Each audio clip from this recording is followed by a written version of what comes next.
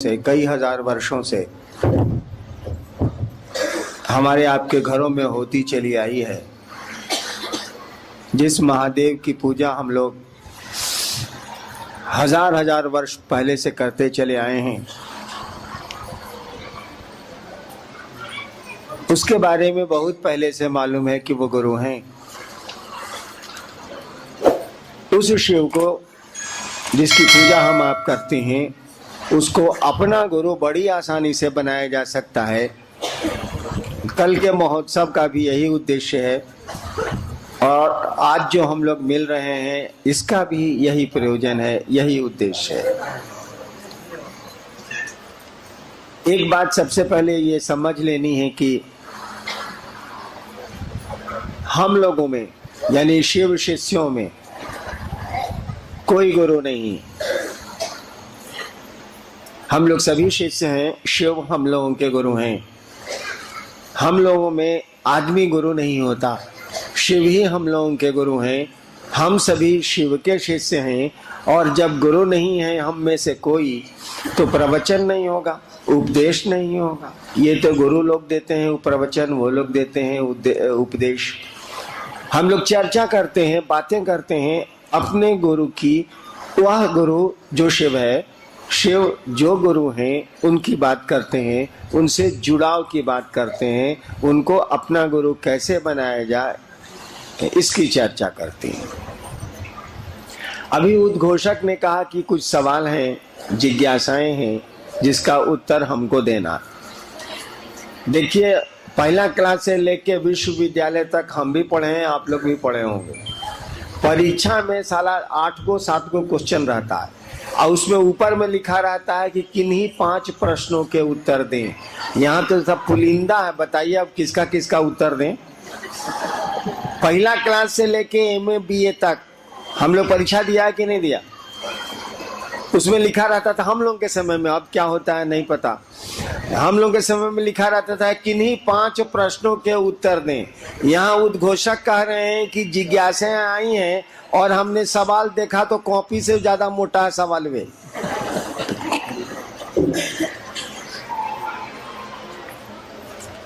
देखिए, बहुत बात हो गई, कल तो बातें होंगी ही। लोगों ने आपसे कहा कि हम लोग शिव गुरु की बात कर रहे हैं।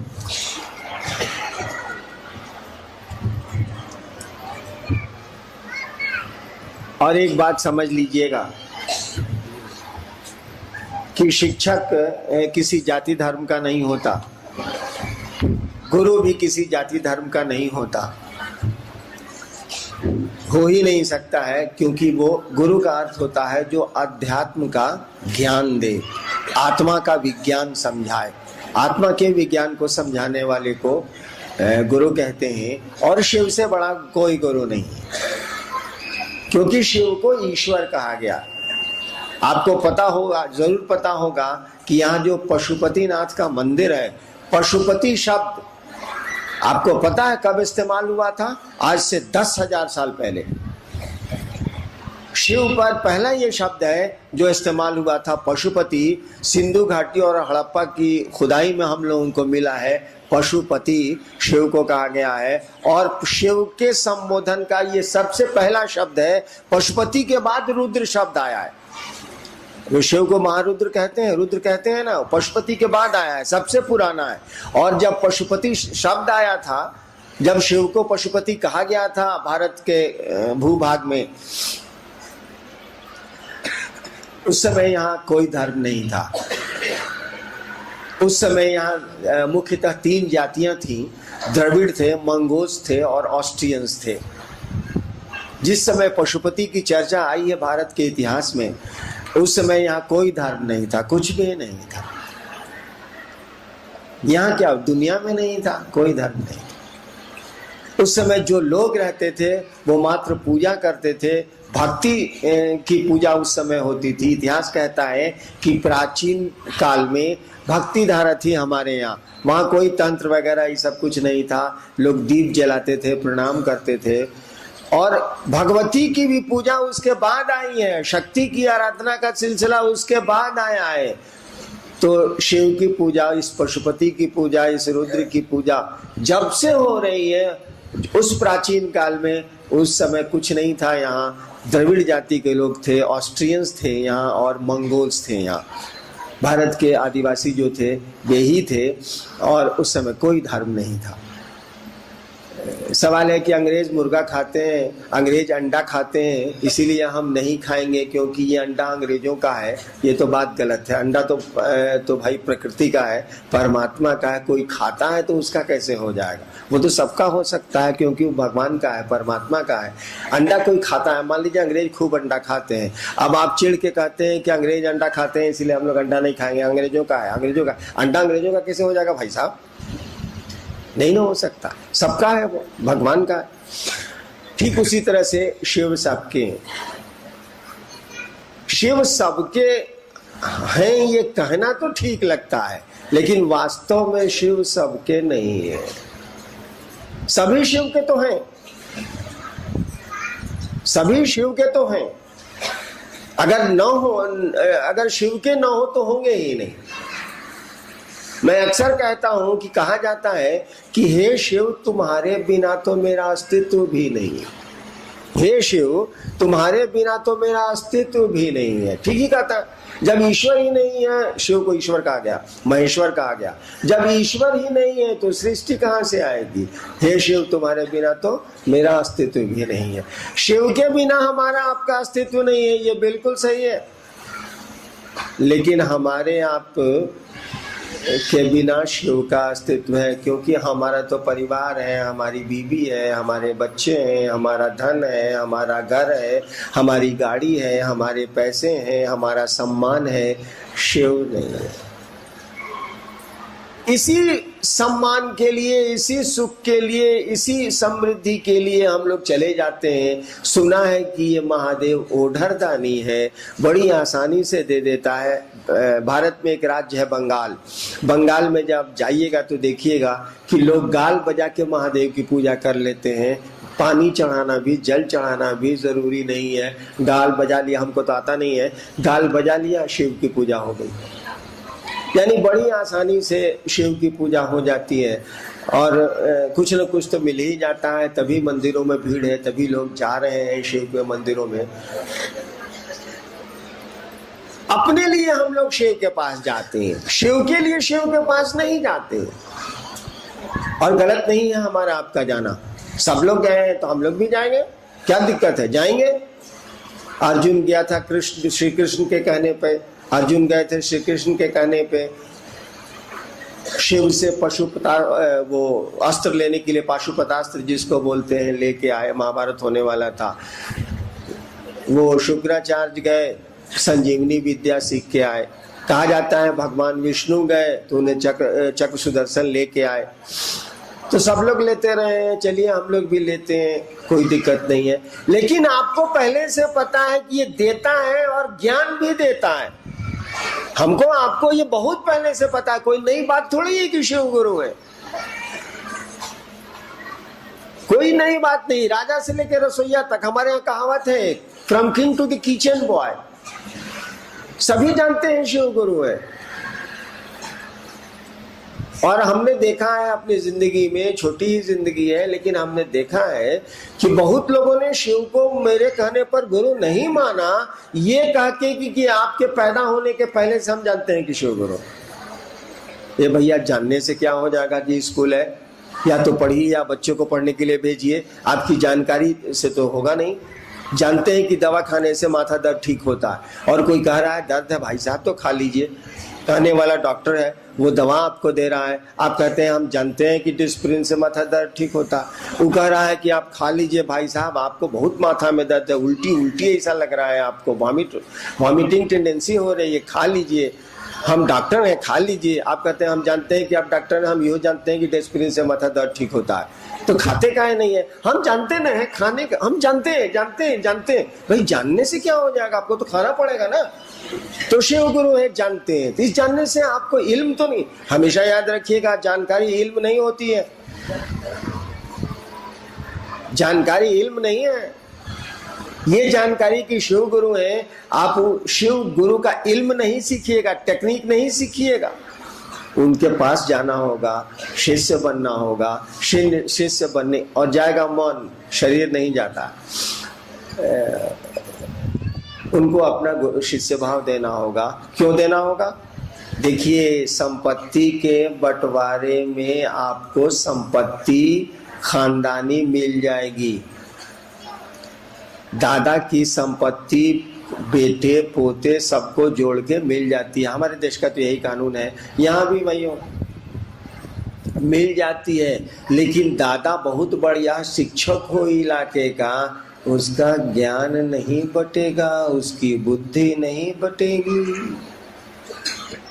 विष्णु शर्मा ऋषि थे, उनका बेटा था रावण, ज्ञान कहाँ बटा? नहीं बटेगा, क्योंकि ज्ञान बांटा नहीं जा सकता है जब तक कि कोई लेना नहीं चाहे। हमारे यहाँ कहा जाता है कि शिव घर घर के बाबा, चंदा मामा सबके मामा, शिव घर घर के बाबा, ये सब कहावत।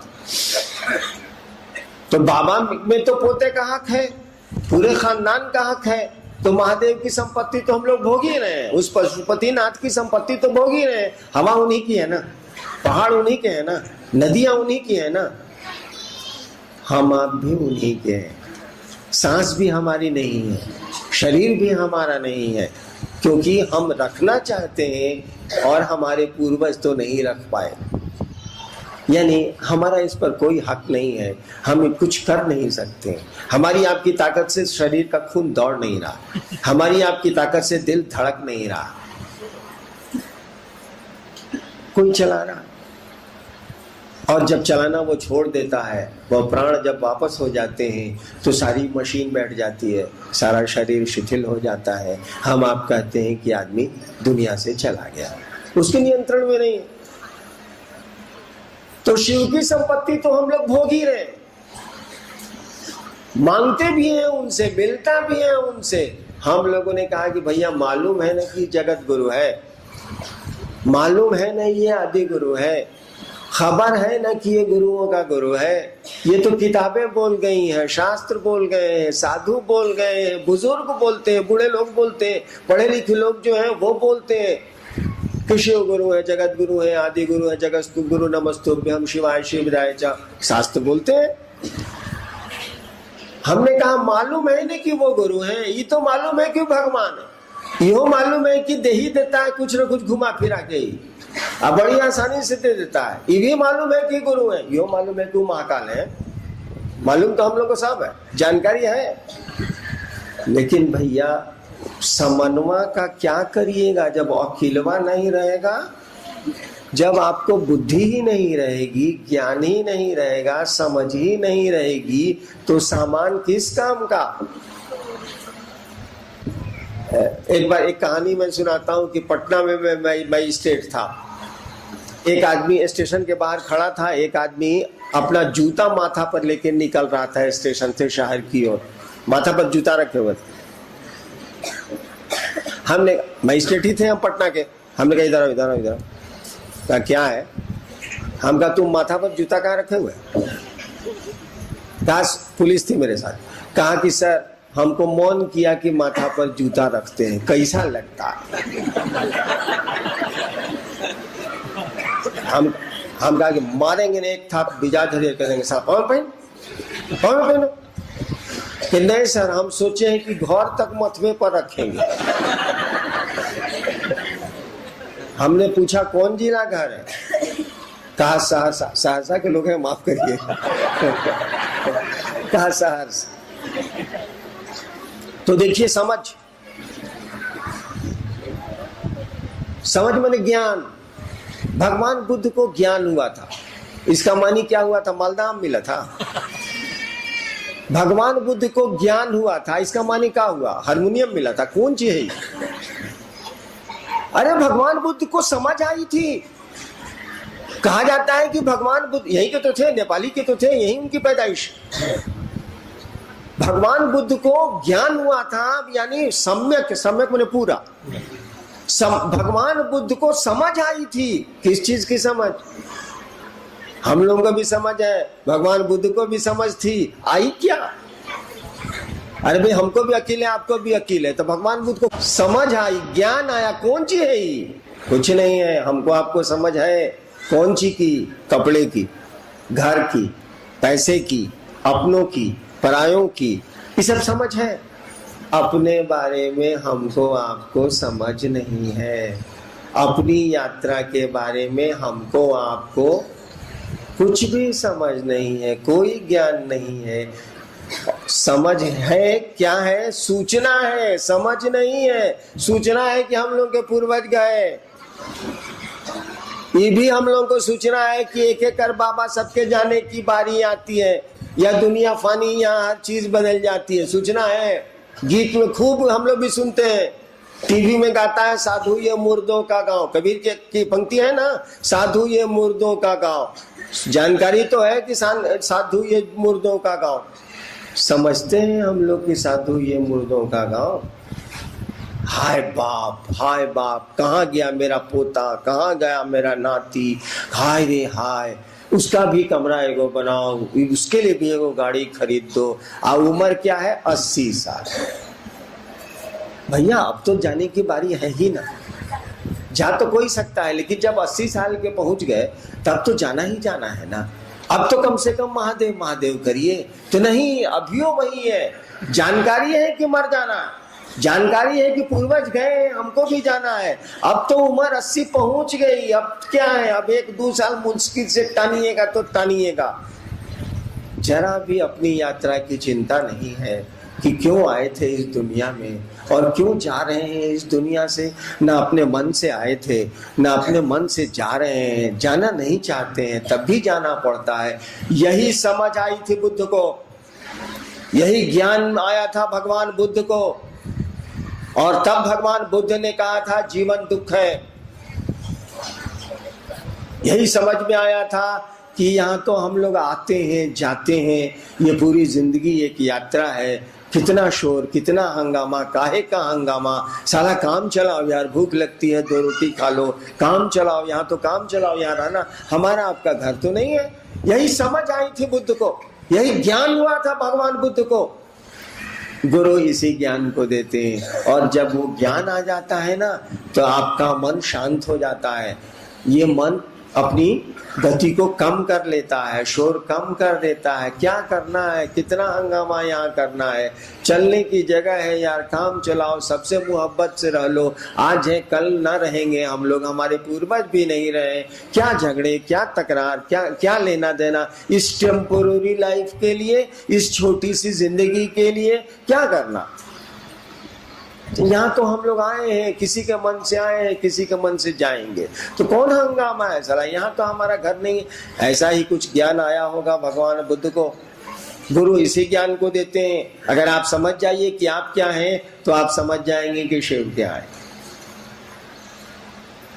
इसीलिए कहा जाता है नो दाई सेल्फ, अपने को जानो।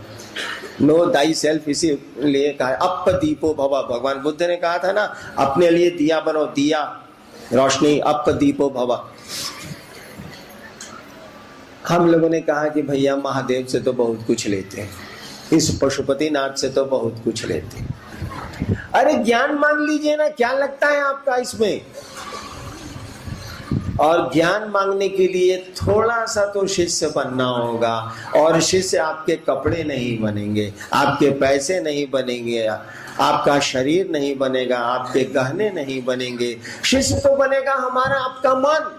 जैसे बेटा बनता है हमारा आपका मन, पिता बनता है हमारा आपका मन। धरती पर जितने संबंध हमारे आपके हैं, सब मन से चलते हैं, दिल से चलते हैं। ठीक उसी तरह से गुरु भी कोई आपका बनेगा मन से। उसी शिव को गुरु मान लीजिए। शास्त्र तो कहते ही है कि वो गुरुओं के गुरु हैं। और अगर परिणाम नहीं मिले तो छोड़ना ही चाहिए आपको। जब गुरु में ताकत ही नहीं हो तो उस गुरु को गुरु मानने से फायदा। हम लोग डॉक्टर बदलते हैं कि नहीं भाई साहब, तो इलाज कराते हैं, बीमारी नहीं ठीक होती है, दूसरा डॉक्टर के पास जाते, वहां गए, वहां बीमारी ठीक नहीं हुई, तीसरा डॉक्टर के पास गए। लड़का ठीक से नहीं पढ़ता है, मास्टर बदलते हैं कि नहीं, ट्यूटर को हटा दिया है, दूसरा ट्यूटर लाओ, फिर इसको हटाया, तीसरा ट्यूटर लाओ।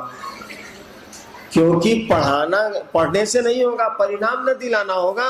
डॉक्टर को इलाज करने से नहीं ना होगा, इलाज से रोग को हटाना ना होगा, नहीं तो लोग डॉक्टर बदलते हैं हम लोग। ठीक उसी तरह से आपका गुरु परिणाम ही नहीं दे रहा है, तो गुरु को गुरु बनाने से फायदा। अगर महादेव को आपने गुरु माना और महादेव अगर आप शिष्य हो गए, गुरु के लिए शिष्य होना होगा ना भैया। अगर आप शिष्य हो गए और आपको कोई परिणाम ही नहीं आ रहा है तो क्यों मानिएगा शिव को गुरु? कोई लाभ नहीं है। उतने कमजोर को गुरु मान के क्या होगा जो आपको रिजल्ट ही नहीं देता। लेकिन हम लोगों ने देखा है कि रिजल्ट है, परिणाम है, और तभी हम लोग सब काम छोड़ के घूम घूम के कह रहे हैं शिव को अपना गुरु बनाइए। पूजा तो करते ही हैं, एक रिश्ता और बढ़ाइए, घटाइए मत, बढ़ाइए। और इसमें कुछ नहीं लगता है, मात्र सोचिए। जब भी फुर्सत आए, जब भी याद में महादेव आए, सोचिए कि हे शिव आप मेरे गुरु हैं, मुझ पर दया करिए। ये सोचने में क्या लगता है? और सोच कितना काम करती है मैं बताऊं आपको। आज से 34 साल पहले 1974 में 2 बजे रात में बिहार के आरा जिले के, भोजपुर जिले के श्मशान में मैंने केवल सोचा था। आज से 1974 में, आज से 34 साल हुए होंगे। आरा के श्मशान में 2 बजे रात में उस अंधेरे में मैंने केवल एक बात सोचा, एक ही बात मैंने सोची कि गुरु भगवान होता है तो भगवान गुरु क्यों नहीं है। भगवान मैंने सुना था कि शिव को कहते हैं, सुना था, समझा नहीं था, ये समझना बड़ा मुश्किल है।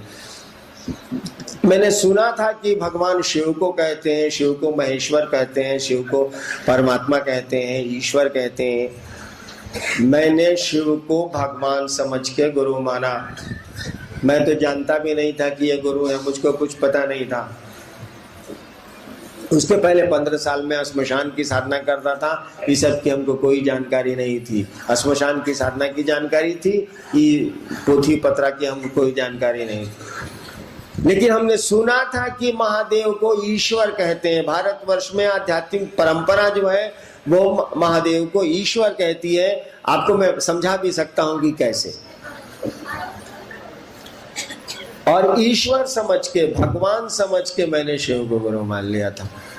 क्योंकि गुरु ब्रह्मा गुरु विष्णु गुरुदेव महेश्वर स्कूल में पंडित जी रटाए थे। संस्कृत में आप लोग जरूर रटे होंगे। नेपाल में संस्कृत पढ़ाई जाती है कि नहीं? जरूर पढ़ाई जाती है।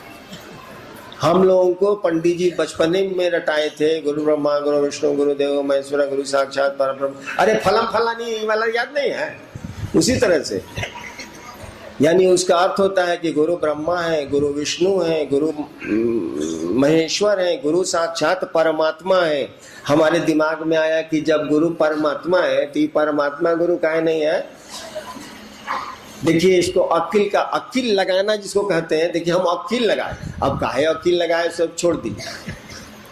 बिलाई ने पंजा आपको मार दिया, सुनने वाला जरूर बुझ जाएगा कि ससुरा उसको कोना में घेरीस होगा।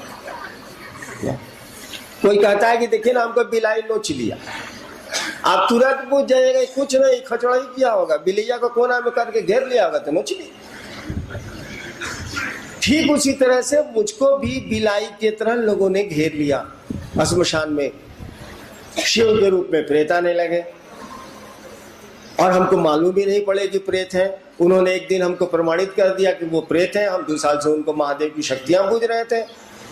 जब घेराव में गया तब मेरे दिमाग में बात आई कि अरे गुरु भगवान होता है तो भगवान गुरु कहे नहीं है। शिव के बारे में मैंने सुना था कि इनको भगवान कहते हैं, ईश्वर कहते हैं। ईश्वर क्या, उनको महेश्वर कहते हैं। मैंने शिव को भगवान समझ के गुरु माना। जैसे आप भगवान समझते हैं वैसे मैंने भगवान समझ के गुरु माना कि हम भगवान को गुरु मानते हैं। लेकिन माना तो माना, शिव को गुरु मानने के बाद मुझको जितनी परेशानियां हुई हैं ठीक उसी अनुपात में दूसरों को उतना आराम होता। 10 साल तक मुझको जो परेशानी हुई शिव को गुरु मान के, इसीलिए कि 15 साल जिसके साथ रहते वो साथ छोड़े तब ना। 15 साल श्मशान में रहिएगा तो जहां रहिएगा वहां के लोगों से दोस्ती नहीं हो जाएगी। मैं काठमांडू में रहूं तो यहाँ के लोगों से मेरी मित्रता नहीं हो जाएगी? हो ही जाएगी। तो श्मशान में कोई 15 साल रात में बिताता है तो श्मशान के लोगों से उसको दोस्ती नहीं होगी। श्मशान में कुछ लोग रहते हैं जो दिखते हैं, कुछ लोग रहते हैं जो नहीं दिखते हैं। तो वो लोग तरह तरह के बहुरूपिया देखे, बहुरूपिया जो भेष बदल बदल के पहले आता था, कोई काली बन के, कोई महादेव बन के, कोई कुछ बन के, नहीं देखे हैं आप लोग? तब क्या देखे? हम लोग बचपन में देखे हैं, पूर्णिया वगैरह में मेरे बाबूजी अफसर थे, तो आदमी काली माई बन के आता था, महादेव बन के आता था। एक बार मैं बच्चा था तो गेट पर एक काली माई बन के आदमी खड़ा था। हम कहा जाने की आदमियों बनता है, हम एक के बाद चिल्ला के भागे, माई रे माई काली माई गेट पर बनी, माई रे माई काली माई गेट पर बनी। लोग निकल के चपरासी वगैरह देखा कि तो आदमी है, काली माई की तरह जीभ निकाले हुए, रंगे हुए जीभ को। ठीक उसी तरह से ये आसमान के लोग भी रंग बदलते हैं, ये लोग भी बहुरूपिया की तरह रंग बदलते हैं, हम लोग समझते नहीं है। जिस दिन मैंने समझा उस दिन बहुत दुख हुआ, और दुख हुआ तो मेरे दिमाग में ये बात आई कि गुरु भगवान होता तो भगवान गुरु का नहीं है। और मैंने शिव को गुरु माना तो माना, मान लिया आपको बहन, तो मान लिया, इसके नतीजे जो होंगे सब देखे जाएंगे। मैं थोड़ा जिद्दी आदमी हूँ। मैंने शिव को गुरु माना तो माना, हमने कहा कि जो होगा देखा जाएगा। उसके बाद मैं इंडियन पुलिस सर्विस में आया, हेल्थ ग्राउंड पर छटा। उसके बाद मैं बिहार सरकार में एडमिनिस्ट्रेटिव सर्विस में डिप्टी कलेक्टर हो गया। पूरी नौकरी 32 साल रह गया। धीरे धीरे मुझको अब महादेव पर हमको कोई विश्वास नहीं था, कुछ भी विश्वास नहीं था, क्योंकि मैंने प्रेत देखे थे शिव के रूप में, हम धोखा खाए थे। धीरे धीरे धीरे धीरे अच्छा, हम ये महादेव को गुरु माना कहा था, इसीलिए माना था कि हमको बहुत शौक था कि चमत्कार सीखेंगे, बाबा बनेंगे। हो गए बबुनी, चले थे बाबा बनने, हो गए बबुनी, हो गए महादेव के चेला, हो गया महादेव गुरु। और जब महादेव गुरु हो जाता है तो बाबा ताबा नहीं बनने देता, क्या वो अपने ओरिजिनल बाबा है, सब बाकी डुप्लीकेट है।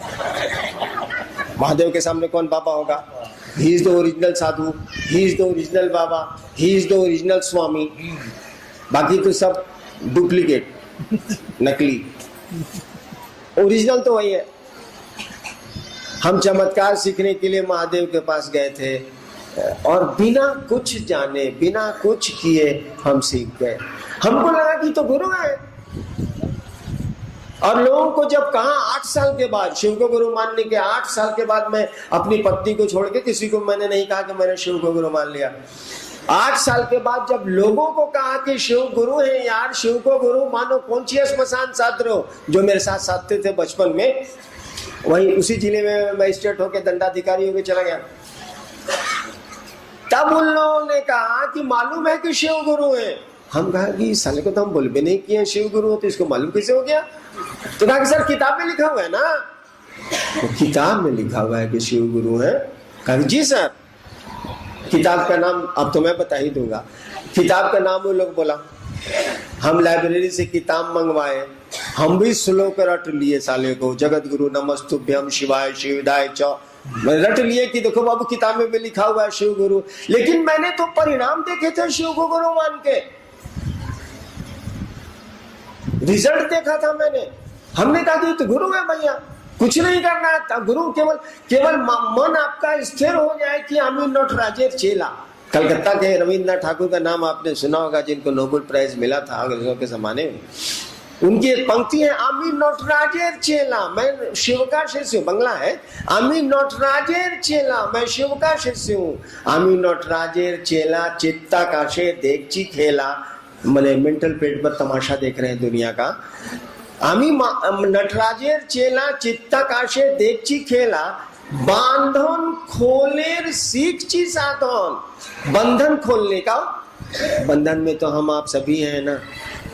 बांधन खोलेर सीखची साधन, महाकालेर त्रिशूल नाचे। ये जो विचार है ना कि आमी नटराजेर चेला, मैं शिव का शिष्य हूँ, एक विचार है, एक सोच है, एक थिंकिंग है, एक थॉट है।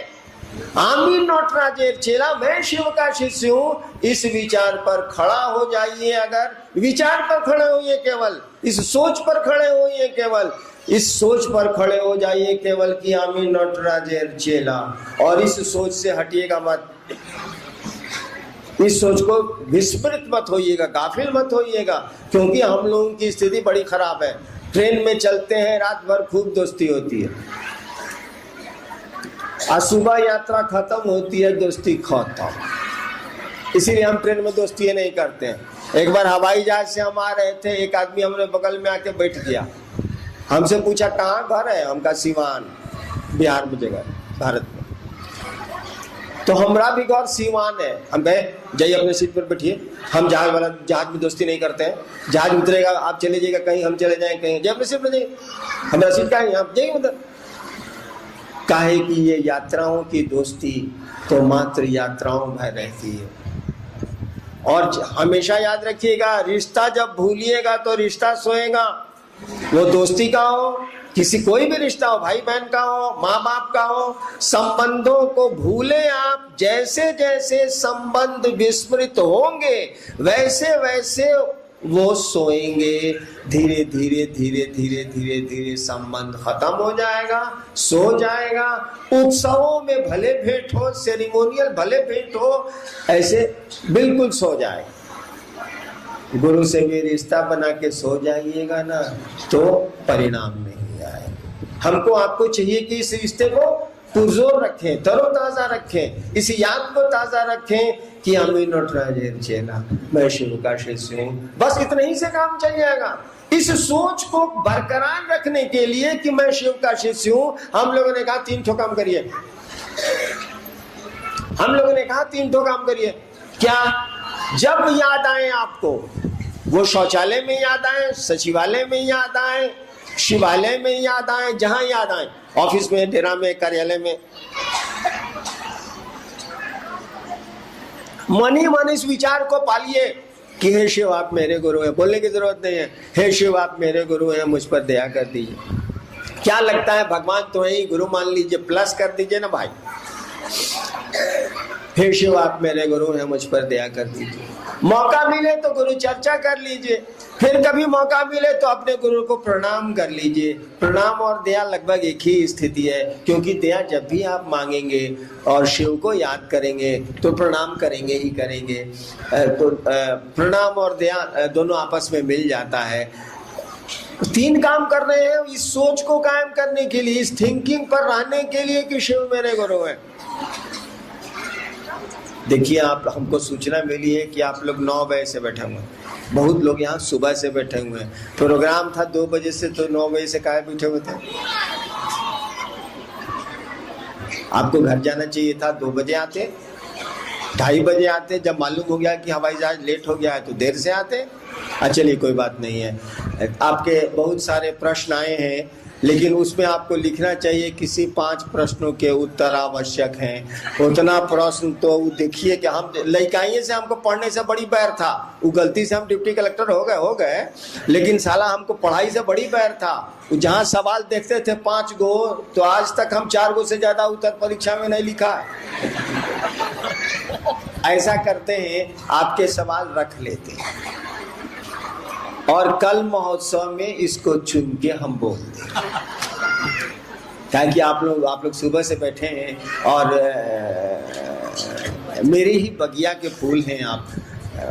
आप मेरे ही हैं, तो आप घर जाइए, इत्मीनान से आराम करिए और हम देख लेंगे आपके सवाल को। वैसे ये जान लीजिए, मैं सवालों को देखता नहीं, मंच के पहले मैं सवालों को देखता नहीं, क्योंकि मेरे दिमाग में वो सवाल घुस जाते हैं। मैं सीधे मंच पर ही सवाल लेता हूं और उत्तर देता हूं, पहले मैं प्रश्नों को नहीं देखता। देवाशीष जी के पास है, कल ये चुन के मंच महोत्सव में देंगे। हम लोग जरूर आपके प्रश्नों का उत्तर कल चेष्टा करेंगे कि दे दें। आप सबों को मेरा प्रणाम, आप मेरा प्रणाम स्वीकार करिए।